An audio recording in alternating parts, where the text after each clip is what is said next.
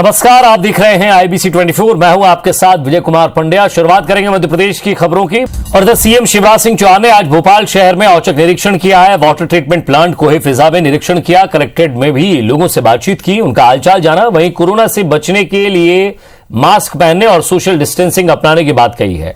साथ ही अधिकारियों से भी बातचीत की है। उन्होंने रायसेन रोड के बाद कोकता ट्रांसपोर्ट नगर का जायजा लिया और इस दौरान मुख्यमंत्री के सेक्रेटरी M शिल्वेंद्रम भी उनके साथ मौजूद रहे। लोक सेवा केंद्र में 4 लोगों से बातचीत की जिन्होंने लोक सेवा के तहत आवेदन किए थे।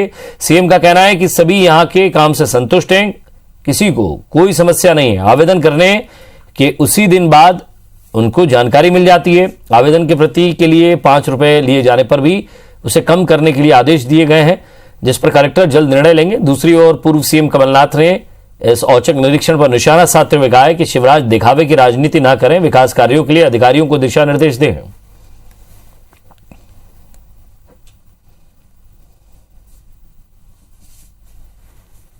और मुख्यमंत्री शिवराज सिंह चौहान ने आज राजधानी भोपाल में घूम घूम कर लोगों को मास्क बांटे हैं। सीएम ने आम जनता से अपील की कि जब तक वैक्सीन नहीं आती तब तक मास्क ही कोरोना के बचने का उपाय है। उन्होंने लोगों से 2 गज की दूरी बनाए रखने और मास्क पहनने की अपील की है ताकि कोरोना से बचा जा सके। सीएम ने युवाओं से लोगों को मास्क पहनने के लिए जागरूक करने की भी अपील की।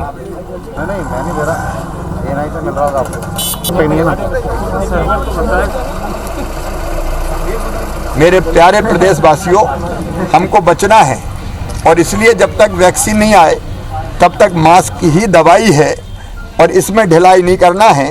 इसलिए ज़रूरी है कि इससे बचने के लिए हम सब मास्क लगाएं। मैं अपील भी करता हूं। और मध्य प्रदेश में एंटी माफिया ऑपरेशन की जद में ग्वालियर चंबल संभाग की गृह निर्माण समितियां और सहकारिता समितियां आ गई हैं। कमलनाथ सरकार में इन समितियों के फर्जीवाड़े को लिस्टेड किया गया था। अब पुरानी लिस्ट को नए सिरे से खंगाला जा रहा है। बीजेपी कार्रवाई का स्वागत कर रही है तो कांग्रेस कह रही है कि इस फर्जीवाड़े में बीजेपी के ही लोग फंसेंगे। दूसरी ओर उज्जैन जिला प्रशासन ने कुख्यात गांजा तस्कर जीतू बुंदेला का शिव शक्ति नगर में 3 मंजिला मकान जमींदोज कर दिया है। सीहोर में अवैध कॉलोनियों पर प्रशासन का बुलडोजर चला है। प्रशासन ने आम जनता को भी सलाह दी है कि सभी प्रकार के परमिशन देखने के बाद ही कॉलोनाइजर से प्लॉट खरीदें। वहीं जबलपुर में कांग्रेस नेता गज्जू के आलीशान मकान को गिराने का काम सोमवार को भी जारी रहा।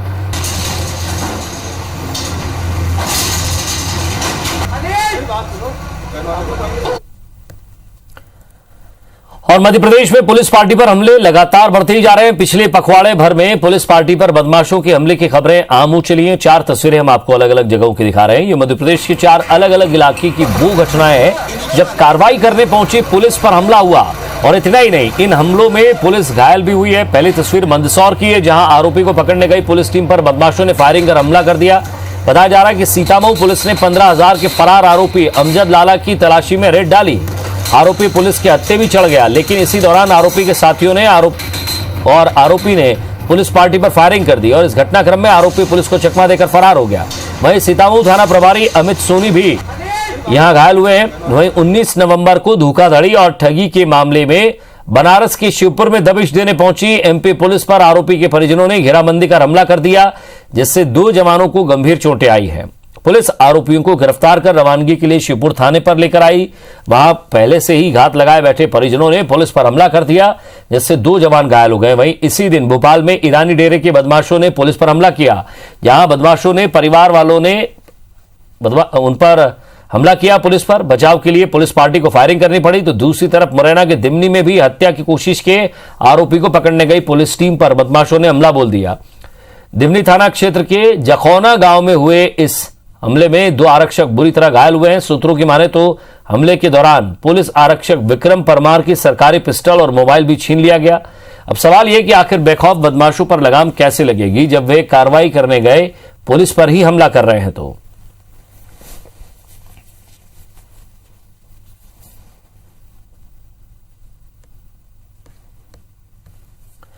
और मध्य प्रदेश में दिवाली के मौके पर एनजीटी के आदेशों की धज्जियां उड़ाने वालों की मुश्किलें बढ़ सकती हैं। जबलपुर के नागरिक उपभोक्ता मंच ने पटाखों पर प्रतिबंध के बाद भी आदेशों के पालन नहीं करने पर एनजीटी के प्रिंसिपल बेंच में एक आवेदन दायर किया।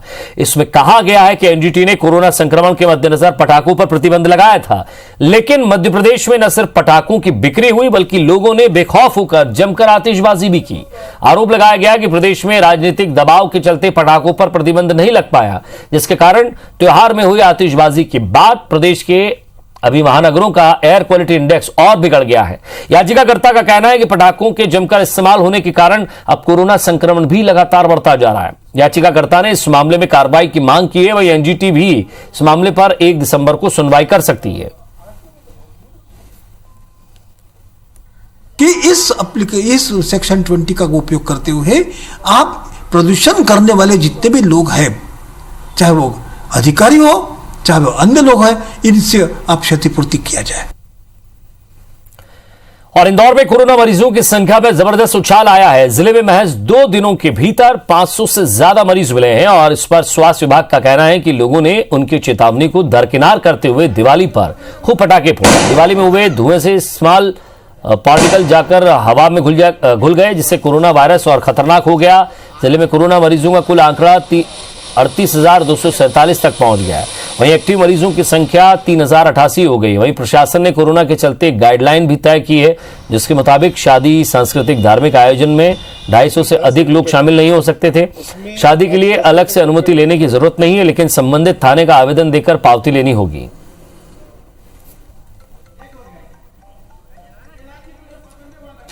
पहले से ही किसी सांस की बीमारी से ग्रसित थे, उनको इस धुएं ने और ज़्यादा तकलीफ दी और वो इस बीमारी से ग्रसित होने के लिए और प्रोन हो गए। जिन लोगों को भी एक्सपोजर मिला था पटाखों का या बाकी ऐसे धुएं का, उन लोगों में ये समस्या पाई गई है। तो मॉर्निंग 6 बजे से लेकर सुबह 6 बजे से लेकर रात्रि 8 बजे तक जितने भी हमारे व्यापारी भाई हैं वो उसमें पूरा उनका व्यापारिक गतिविधियां कर सकते हैं।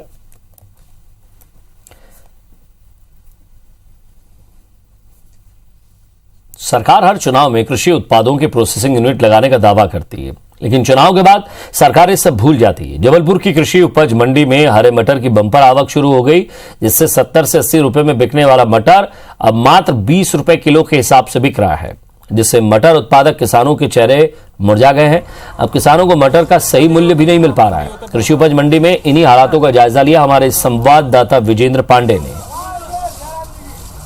मध्य प्रदेश के महाकौशल अंचल का मुख्यालय जबलपुर उम्दा क्वालिटी के मटर के उत्पादन के लिए पहचाना जाता है, लेकिन लंबे अरसे के बाद भी यहाँ पर मटर प्रसंस्करण की इकाइयाँ स्थापित नहीं हो पाई हैं, बावजूद इसके कि सियासी तौर पर कई बार इसका वादा किया जाता रहा, लेकिन ऐसा हुआ नहीं। यहाँ से जबलपुर का मटर मुंबई पहुँचता है, मुंबई के बाद देश भर में और विदेशों तक में भी जबलपुर का मटर प्रोसेस्ड होकर जाता है। लेकिन यही प्रसंस्करण इकाइयाँ अगर जबलपुर में स्थापित की जाए तो किसानों की बेहतरी हो सकती है। हम किसानों से कुछ बात करने की कोशिश करेंगे।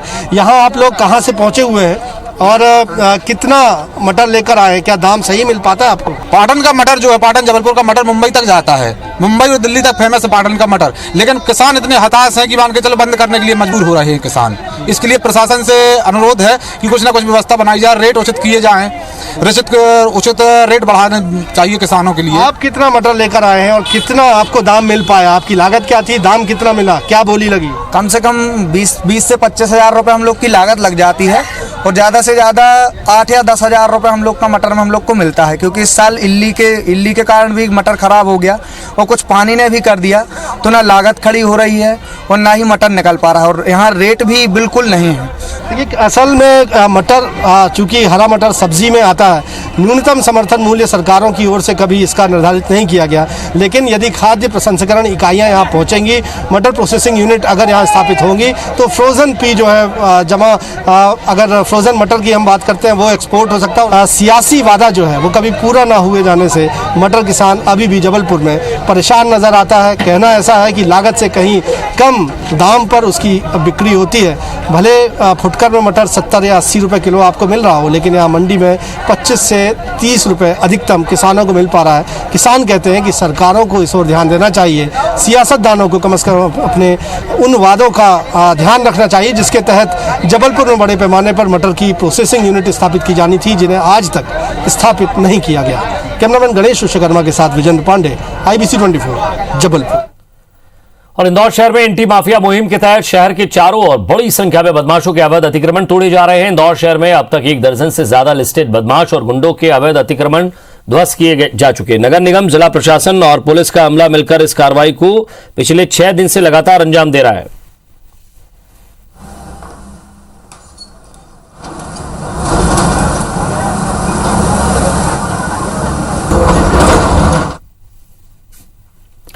और मध्य प्रदेश आने वाले सालों में विश्व पर्यटन मानचित्र पर छाने की तैयारी कर रहा है। प्रदेश में Amarkantak, Ramayana circuit, rural circuit और ट्राइबल सर्किट जैसे थीम आधारित पर्यटन सर्किट विकसित किए जाएंगे। ऐतिहासिक, धार्मिक और प्राकृतिक संसाधनों से परिपूर्ण स्थलों को पर्यटन की दृष्टि से विकसित किया जाएगा। मध्य प्रदेश सरकार केंद्र की मदद से इनका निर्माण करेगी। जिन्होंने राम वनगमन की झूठी घोषणा,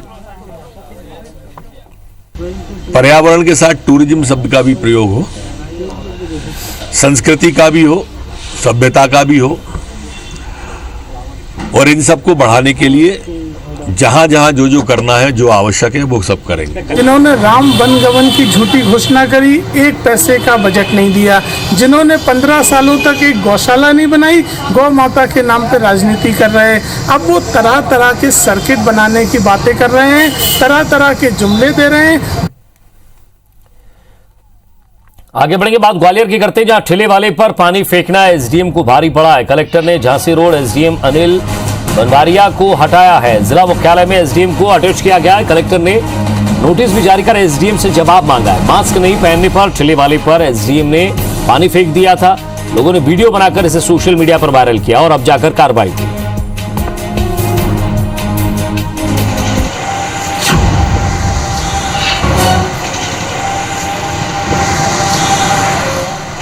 तो ये वीडियो देख रहे हैं आप, जहां इस शख्स ने मास्क नहीं पहन रखा था, ऐसे में एसडीएम ने उस पर पानी फेंक दिया। नासिर गौरी हमारे संवाददाता हमारे साथ जुड़ गए। नासिर, इस अमानवियता के लिए कार्रवाई की गई एसडीएम साहब पर? बिल्कुल, क्या है कि जो सरकार का जो अभियान है मास्क को लेकर लगातार वो चल रहा था, और उसी दौरान कल भी एक तस्वीर आई थी जिसमें एसडीएम अनिल बनवारिया एक टेम्पो चालक से बाल पकड़ते हुए दिखाई दे रहे हैं, और फिर उसके बाद आज ये तस्वीर वायरल हो रही थी जिसमें वो एक ठेले वाले के चेहरे पर मास्क न लगाए होने पर पानी फेंक रहे थे, जिसको लगातार वायरल हुआ। और उसके बाद कलेक्टर के पूरा मामला संज्ञान में आया और उसके बाद उनको एसडीएम के पद पर जो तैनात थे उधर से हटा दिया गया है। उनको ग्वालियर के जो मुख्यालय कलेक्ट्रेट का वहां पर अटैच किया गया है। लेकिन लगातार की इस तरह की जो तस्वीरें हैं लगातार छाई हुई है, क्योंकि ये विवादों में पहले भी, जैसे कि मैंने कहा कि ये पानी का वायरल हुआ वीडियो, उससे पहले एक और इनका वीडियो वायरल हुआ था जिसमें वो मास्क न लगाने पर एक जो टेम्पो चालक है उसका बाल पकड़ते हुए दिखाई दे रहे। तो उसके बाद ये पूरा मामला संज्ञान में कलेक्टर के था, लेकिन आज जैसे ही ये मामला पानी फेंकने का आया तो तत्काल प्रभाव से ग्वालियर कलेक्टर कौशल विक्रम सिंह ने इनको अपने पद यानी कि एसडीएम लश्कर के पद पर तैनात थे वहां से हटाकर इनको ग्वालियर मुख्यालय में अटैच कर दिया है। शुक्रिया नासिर इस तमाम बातचीत के लिए। तो कलेक्टर ने नोटिस जारी कर एसडीएम से जवाब भी मांगा है। देश में कोरोना के बिगड़ते हालात पर सुप्रीम कोर्ट ने चिंता जताई।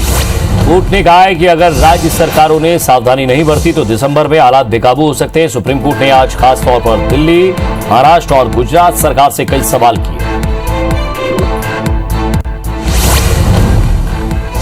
भारत में कोरोना के केस बढ़ते जा रहे हैं और ऐसे में एक बार फिर केंद्र सरकार ने कमान अपने हाथ में ले ली है। पीएम मोदी मंगलवार को राज्यों के मुख्यमंत्री के साथ कोरोना पर बैठक कर सकते हैं।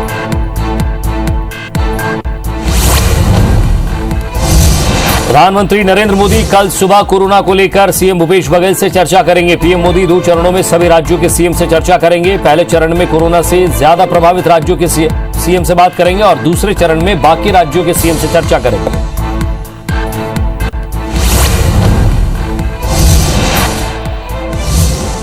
कोरोना के बढ़ते आंकड़ों के बीच एक अच्छी खबर यह है कि केंद्रीय स्वास्थ्य मंत्री हर्षवर्धन सिंह ने यह बताया कि भारत में मार्च तक वैक्सीन आ जाएगी। स्वास्थ्य मंत्री ने कहा है कि वैक्सीन बनाने के मामले में भारत सबसे आगे है। हमारा पहला लक्ष्य है कि हमारी वैक्सीन एक्यूरेसी के मामले में सबसे आगे हो। जुलाई तक 25 से 30 करोड़ जनसंख्या तक वैक्सीन पहुंचाना हमारा लक्ष्य है।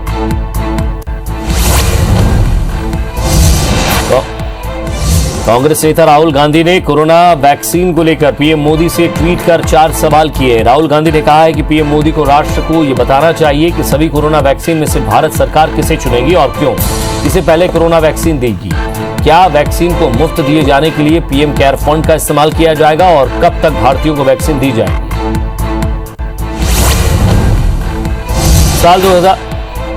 साल 2023 में G20 समिट की मेजबानी भारत करेगा। सऊदी अरब में 15वीं समिट के समापन के बाद अगले वर्षों में होने वाली इस समिट में मेजबान देशों के नामों की घोषणा हुई है।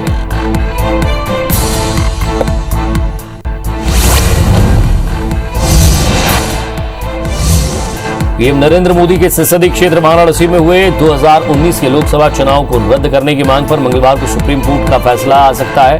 ये फैसला बीएसएफ से बर्खास्त जवान तेज बहादुर यादव की याचिका पर आएगा। वाराणसी से लोकसभा चुनाव लड़ने में असफल रहने के बाद तेज बहादुर ने यह याचिका लगाई।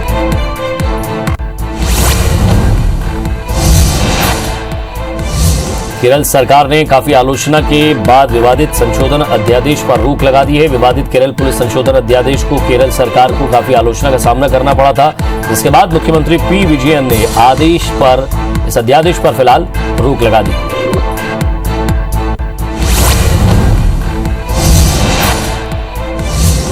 गांजा पीने के लिए गिरफ्तार कॉमेडियन भारती सिंह और उनके पति हर्ष लिंबाचिया को कोर्ट से जमानत मिल गई है। दोनों को 15-15 हजार के मुचलके पर जमानत मिली है। कोर्ट में विशेष अनुरोध पर जमानत पर सुनवाई की गई और दोनों को शर्तों के साथ जमानत दी गई।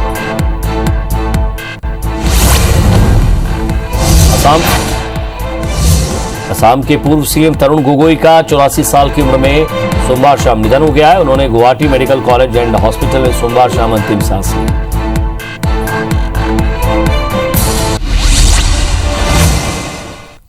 और इसी के साथ फिलहाल इस बुलेटिन में इतना ही। नमस्कार।